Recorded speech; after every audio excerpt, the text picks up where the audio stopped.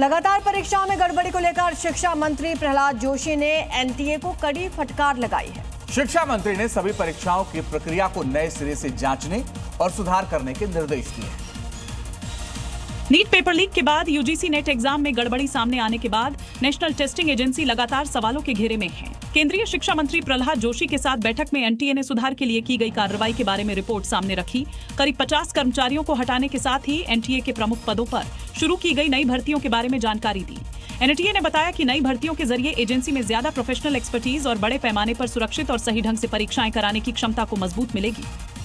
UP में जीत की hat trick लगाने के लिए बीजेपी कोई कोर कसर नहीं छोड़ना चाहती है। इसलिए विपक्ष के लिए ऐसा चक्रव्यूह तैयार किया जा रहा है ताकि वो उसी में उलझा रहे। 2027 में जीत के लिए अब बीजेपी एक खास चतुर्भुज प्लान पर काम कर रही है। इस प्लान के तहत बीजेपी ने सहयोगी दलों की मदद से अपने लिए एक ऐसा कवच तैयार किया है जिसको भेदना विपक्ष के लिए टेढ़ी खीर होगा। 27 में फतेह के लिए तैयार इस चतुर्भुज प्लान को बीजेपी गेम चेंजर मान रही है। बीजेपी ने सहयोगी पार्टियों को आगे किया ताकि समाजवादी पार्टी बीजेपी से सीधे टक्कर लेने की जगह उसमें ही उलझी रहे। बीजेपी ने आरएलडी को पश्चिमी उत्तर प्रदेश की उन सीटों पर सपा को घेरने का टास्क दिया है जहाँ पर सपा और आरएलडी ने 2022 में मिलकर चुनाव लड़ा था। निषाद पार्टी और राजभर की एसबी-एसपी को सपा के पीडीए फॉर्मूले पर घेरने के लिए लगाया गया है।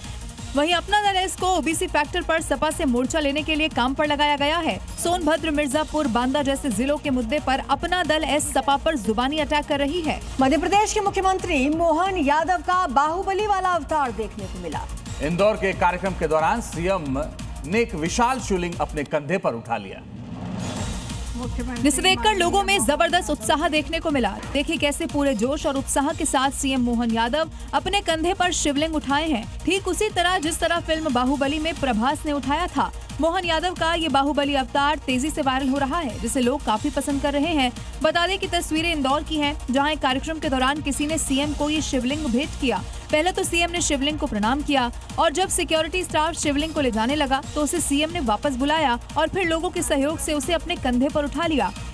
यूपी सरकार माफिया अपराधियों और उनके अवैध साम्राज्य को लेकर बेहद ज्यादा सख्त है। पहले अत्ते की कब्जाई जमीन पर गरीबों के लिए आशियाना बनाया और अब युवा नीति के लिए प्रयागराज में माफिया विजय मिश्रा के अवैध साम्राज्य को ध्वस्त कर वहां शिक्षा की अलख जगाने की तैयारी में है।